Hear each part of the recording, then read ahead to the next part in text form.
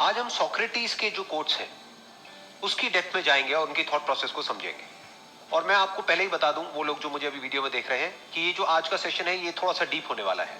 तो अगर आपके अंदर ये पेशेंस है डीपली ये समझने का कि समझते कैसे हैं, तो ही ये वीडियो देखिए, वरना इस वीडियो को बंद कर दीजिए। तो सोक्रेटिस का जो पहला कोट है और सबसे फेमस कोट है, जिसपे उन्होंने अपनी पूरी लाइफ एम्फसाइज किया अलग अलग तरीके से, वो है the only true wisdom is in knowing you know nothing. ये कह रहे हैं कि दुनिया में सबसे समझदार इंसान वो है जो ये जानता है कि मैं कुछ भी नहीं जानता। ये वही आदमी बोल सकता है जिसने बहुत ही बारीकी से ऑब्जर्व किया हो इस यूनिवर्स को और खुद को। अगर किसी ने बारीकी से ऑब्जर्व नहीं किया है तो वो क्या करेगा, या मासेस क्या करते हैं कि कुछ बुक्स पढ़ी, उसको पढ़ करके अंदर कुछ फीड किया, या लोगों से सुना, या कुछ एक्सपीरियंस किया, उन सबको अपने अंदर फीड कर दिया, और एक इल्यूजन हो जाती है उन लोगों को कि मुझे पता है, कि मैं जानता हूं। बट वो कभी उस जानने को क्वेश्चन नहीं करते कि आप एक्चुअल में जानते हो या फिर आपको लग रहा है कि आप जानते हो।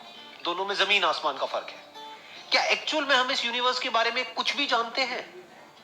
The beauty of this quote is कि इसको हजारों साल पहले कहा गया है। तब हमारे पास में ऐसे साइंटिफिक इंस्ट्रूमेंट्स नहीं थे कि इस बात को वेरीफाई किया जा सके। At that time you need great deal of intelligence and a questioning mind to understand the limitation of knowledge. आज तो बड़ा आसान है इसको समझाना। फॉर एग्जाम्पल, ये जो कोट में कहा जा रहा है, अगर इसको हमको समझना हो तो कैसे समझेंगे?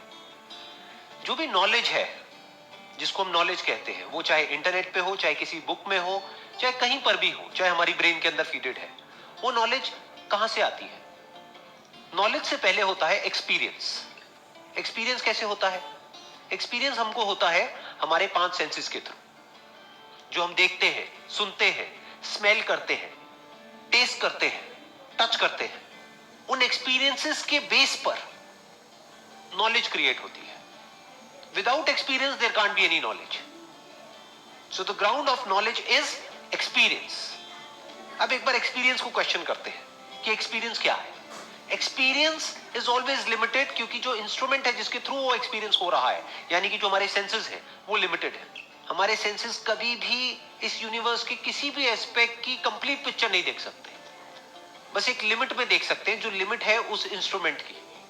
आज हमारे पास में बहुत सारे साइंटिफिक इंस्ट्रूमेंट्स ऐसे हैं जो अगर अभी यहां पर लगा दिए जाएं तो अभी आंखों से मुझे कुछ दिख रहा है। मान लो ये कैमरा दिख रहा है, बट अगर अभी यहीं पर कुछ ऐसे साइंटिफिक इंस्ट्रूमेंट्स लगा दिए जाए तो ये कैमरा दिखना बंद हो जाएगा। और इसके बीच में, यानी मैं यहां पर जहां बैठा हूं और ये जो कैमरा है, इसके बीच में जहां पर अभी इन आंखों से कुछ नहीं दिख रहा है, वहां पे कुछ दिखना शुरू हो जाएगा। कुछ माइक्रो ऑर्गेनिजम्स दिखने शुरू हो जाएंगे। तो इन दोनों में से सच क्या है? ये दो अलग अलग एक्सपीरियंसेस हैं। एक इंस्ट्रूमेंट के थ्रू देख रहे हैं तो ये कैमरा है, दूसरे इंस्ट्रूमेंट के थ्रू देख रहे हैं तो ये कैमरा नहीं है। एक इंस्ट्रूमेंट के थ्रू देख रहे हैं यानी इन आंखों के थ्रू, तो इस कैमरे के बीच में और इसके बीच में कुछ भी नहीं है। दूसरे इंस्ट्रूमेंट से देख रहे हैं तो बहुत कुछ है, लेकिन ये कैमरा नहीं है। तो दोनों में से क्या सच है, क्या झूठ है? अगर इस फिनोमेना को और आपको बारीकी से और डीपली समझना है तो आप क्वांटम फिजिक्स को स्टडी कर सकते हो कि जब एटम्स को ऑब्जर्व किया जाता है, यानी कि एक इंस्ट्रूमेंट को प्लेस किया जाता है, तो वही एटम्स जब उनको फायर करते हैं तो दे बिहेव लाइक पार्टिकल्स। लेकिन जब उस इंस्ट्रूमेंट को प्लेस नहीं किया जाता है, when there is no observer observing that phenomena, then those same atoms behave like waves. आज हमको ये पता है कि all this matter, this universe is made up of atoms and subatomic particles. In other words, कि जो universe हमको particle के जैसा लग रहा है, क्या ये पार्टिकल है या वेव है? जब हम क्वेश्चन करते हैं इंस्ट्रूमेंट्स को जिसके थ्रू एक्सपीरियंसेस होते हैं, फिर चाहे वो इंस्ट्रूमेंट हमारे 5 सेंसेस हो या कोई मैन मेड इंस्ट्रूमेंट हो, कोई भी इंस्ट्रूमेंट हो, every instrument is limited. An instrument can never see the whole of anything. एक इंस्ट्रूमेंट सिर्फ रियलिटी के हमको छोटे से फ्रेगमेंट को दिखा सकता है, उसके छोटे से एस्पेक्ट को दिखा सकता है। अगर उसके बेस पे हम एक कंक्लूजन ड्रॉ करते हैं कि मुझे पता है कि ये क्या है, तो वो कंक्लूजन गलत है। हमें एक्चुअल में नहीं पता है। इसके लिए यू नीड रियल विजडम। मतलब जो बेवकूफ लोग होते हैं और एक्चुअल में समझदार होते हैं, उसमें सबसे बड़ा फर्क क्या होता है?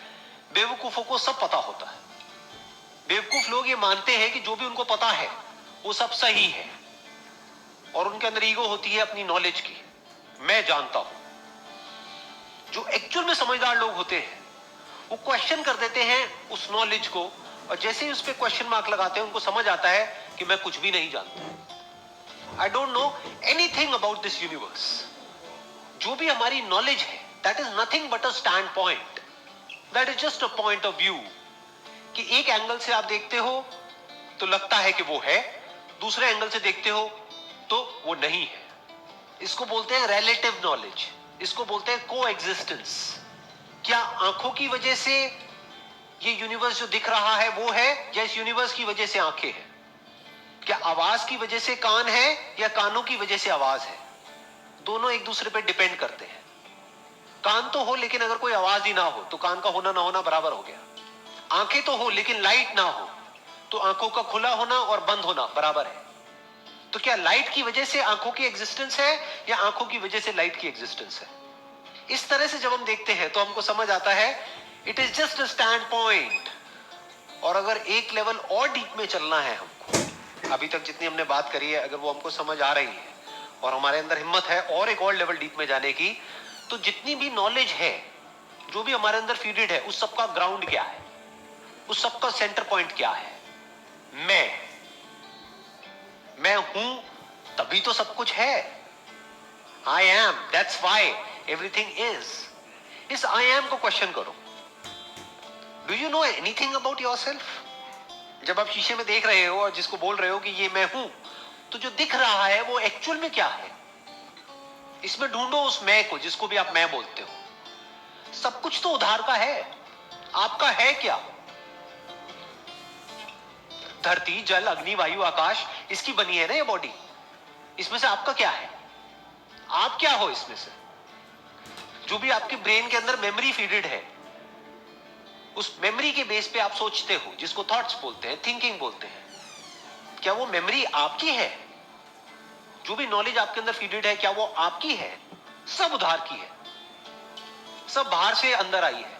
जब आप पैदा हुए थे, मां के पेट से निकले थे, अंदर कोई नॉलेज नहीं थी, अंदर कोई वर्ड्स नहीं थे, कोई लैंग्वेज नहीं थी। पहले आपने लैंग्वेज सीखी, फिर उस लैंग्वेज के थ्रू कुछ नॉलेज एक्वायर करी, उस नॉलेज को अंदर फीड कर लिया जिसको मेमोरी बोलते हैं। उस मेमोरी के बेस पे आप सोचते हो और सोच करके कहते हो कि ये मेरी थिंकिंग है, ये मैं हूं, मैं सोच रहा हूं। कौन सोच रहा है? ध्यान से जब आप बारीकी से ऑब्जर्व करोगे तो इस मैं में और इस यूनिवर्स में आपको कोई डिवीजन नजर नहीं आएगा, कोई सेपरेशन नजर ही नहीं आएगा। You are the universe. तो क्या आप इस पूरे यूनिवर्स को जान सकते हो? ऐसा कोई इंस्ट्रूमेंट है कि इस यूनिवर्स के हर एस्पेक्ट को जान सके? एवरी इंस्ट्रूमेंट इज लिमिटेड, तो you can never know the whole, you can never experience the whole. पूरे को आप एक्सपीरियंस नहीं कर सकते हो, तो पूरे को आप जान नहीं सकते हो। और आप पूरे हो। आप जिसको जान रहे हो वो अधूरी नॉलेज है, वो इनकम्प्लीट नॉलेज है, वो इनकरेक्ट नॉलेज है। तो आपकी सारी नॉलेज गलत है। उसका जो बेस है, यानी कि आप, मैं ये हूं, वो ही बेस गलत है जब उसको आप क्वेश्चन करते हो। तो जो भी कुछ मैं जानता हूं खुद के बारे में या दूसरों के बारे में या इस यूनिवर्स के बारे में, वो सब गलत है। क्यों? क्योंकि मैं कैसे जानता हूं? तोड़ करके, जबकि सब कुछ जुड़ा हुआ है। सब कुछ एक दूसरे से जुड़ा हुआ है, चाहे हमें दिख रहा है चाहे नहीं दिख रहा है। Everything is interconnected and interdependent. तो जब मैं पूरे को एक्सपीरियंस ही नहीं कर सकता, ऐसा कोई इंस्ट्रूमेंट है ही नहीं, तो पूरे को जान कैसे सकता हूं? और जब पूरे को जान नहीं सकता तो जो भी मैं जानता हूं वो अधूरा है, वो पूरा नहीं है। इनफैक्ट इसी के साथ में एक और इनका कोट जुड़ा हुआ है, वो है I know you won't believe me. मुझे पता है आप मुझ पर विश्वास नहीं करोगे, but the highest form of human excellence is to question oneself and others. जिस तरीके से इन्होंने ये बोला है वो बड़ा इंटरेस्टिंग है। ध्यान से ऑब्जर्व करो क्या कह रहे हैं। आई नो यू वोंट बिलीव मी। क्यों? ये मजाक उड़ा रहे हैं आपका, मासेस का मजाक उड़ा रहे हैं। क्यों? क्योंकि उनको पता है वो बिलीव्स में ही जीते हैं, और जो भी वो बिलीव करते हैं उसको पकड़ करके बस बैठे रहते हैं। उससे अलग कुछ भी होता है तो उसको कॉन्ट्रडिक्ट करते हैं, उससे लड़ते हैं, उसको काटते हैं, उसको नहीं मानते हैं। बस जो मानते हैं, बचपन से जो उनको मनाया गया है, जिस भी तरह के बैकग्राउंड से वो है, बस उसको पकड़ के बैठे रहते हैं। और उस बिलीफ को अगर कोई क्वेश्चन करता है तो जो क्वेश्चन करता है उस पर अटैक कर देते हैं। तो पहले ही कह रहे हैं, मतलब इस कोटेशन की शुरुआत कहां से हो रही है? I know you won't believe मी। क्यों? क्योंकि आप लोग बिलीफ में ही जीते हो, बिलीफ में ही मरते हो। उसको क्वेश्चन करने का दम नहीं है, बहुत कम लोगों में होता है।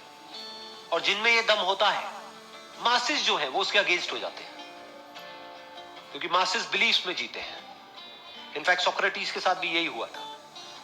इन्होंने क्वेश्चन किया। किसको क्वेश्चन किया? वहां के जो बिलीफ्स थे उनको क्वेश्चन कर दिया, उनके देवी देवताओं को क्वेश्चन कर दिया। तो जो मासेस है वो उसके अगेंस्ट हो गए, तो एंड में उसको मार दिया गया। अलग अलग रिलीजन के अलग अलग लोग हैं जिन्होंने अलग अलग बातें मान रखी हैं, डिपेंडिंग अपॉन कि उनकी अलग अलग बुक्स में क्या अलग अलग लिखा हुआ है, और वो उसको पकड़ करके बैठे हुए हैं। इसीलिए वो लोग आपस में लड़ते झगड़ते हैं। क्यों? क्योंकि बुक्स अलग अलग है, लिखा हुआ अलग अलग है, तो वहां पे लड़ाई झगड़ा होना ही होना है। मैं कुछ मानता हूं, तू कुछ और मानता है, तो मैं और तू की लड़ाई होनी ही होनी है। सारी लड़ाइयां इसी लेवल पे है। क्वेश्चनिंग के लेवल पे कोई लड़ाई नहीं है। क्वेश्चनिंग दो लोग मिल करके भी कर सकते हैं।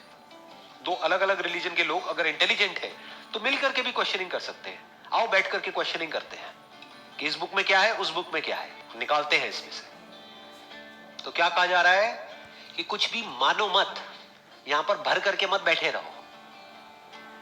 जो भी यहां भरा हुआ है उसको क्वेश्चन करो, जो भी कहीं लिखा हुआ है उसको क्वेश्चन करो, जो भी कोई कह रहा है उसको क्वेश्चन करो, चाहे वो कोई भी हो। ध्यान से समझना, क्वेश्चन करने का मतलब ये नहीं है कि आप उस आदमी को क्वेश्चन कर रहे हो। वो जो बात कह रहा है उसको आप क्वेश्चन कर रहे हो। फॉर एग्जाम्पल, मैं कुछ कह रहा हूं तो उस बात को क्वेश्चन करो, क्योंकि दो बातें हो सकती है। एक कि जो मैं कह रहा हूं उसमें गलती हो सकती है। दूसरी, हो सकता है जो मैं बात कह रहा हूं वो गलत नहीं है, वो बात सही है, लेकिन जो आपकी समझ है वो गलत है। तो जब तक आप क्वेश्चन नहीं करोगे आप समझ ही नहीं पाओगे कि एक्चुअल में मैं क्या कह रहा हूं। आप समझ ही नहीं पाओगे कि एक्चुअल में जो मैं कह रहा हूं वो सही भी है या नहीं है। बस पकड़ करके बैठे रहोगे। जरूरी नहीं है कि जो बुक्स में लिखा है, जो भी रिलीजियस बुक्स है, वो गलत है। हो सकता है आपकी समझ गलत हो क्या सकता है आपकी समझ गलत है। Next quote is, the secret of change is to focus all your energy not on fighting the old but on building the new। होता क्या है, हमारे माइंड में कुछ पैटर्न्स बन जाते हैं जिसको हैबिट्स बोलते हैं, आदतें बोलते हैं। उसमें से कुछ आदतें ऐसी होती हैं जो हमको पसंद नहीं है, लेकिन हमारे अंदर होती है। तो क्या कहा जा रहा है कि उन पैटर्न से लड़ो मत, क्योंकि जितना आप उससे लड़ोगे वो उतना ही और पक्के होते चले जाएंगे, वो पैटर्न्स और स्ट्रांग होते चले जाएंगे। अपनी एनर्जी लगा दो कुछ नए पैटर्न्स बनाने में, ब्रेन के अंदर कुछ नए पैटर्न्स बनाने में, कुछ नई आदतें डालने में। पुरानी सोच को बदलने की कोशिश मत करो, नई सोच बनाओ। अपना सारा फोकस डालो नए पे। जैसा भी आप फ्यूचर में चाहते हो कि आपके साथ में हो आपकी लाइफ में, उसके लिए जो भी करना पड़ेगा वहां पे अपनी सारी एनर्जी लगा दो। तो live your life with a vision of the future, और उसके अकॉर्डिंग एक्ट करो, तो आप एक बदलाव लेकर के आ सकते हो।